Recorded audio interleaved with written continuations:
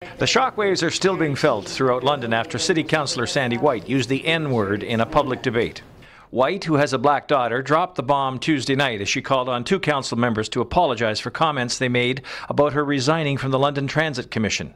White resigned from the LTC to protest advertisements on city buses depicting sexually suggestive photos of pop star Katy Perry.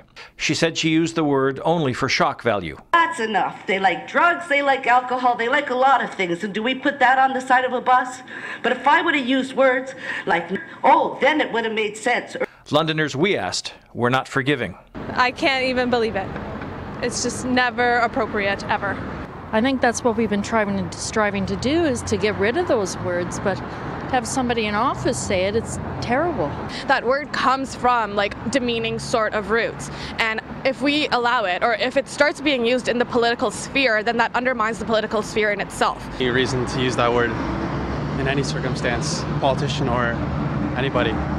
We abused it in slavery, and no, we have no right. Because it's a very derogatory term, and nobody should be using that word at all. Especially for a politician who's a good standing figure, and a lot of people listen to what they have to say. I mean, definitely she owes someone an apology. It would depend on the context, I would guess, and I'd have to say no for the most part. Mid-afternoon Wednesday, White issued a public apology, saying there was no justification or excuse for her behavior. Mayor Joe Fontana plans to review the video of the meeting and said he will speak to any member who has crossed the line.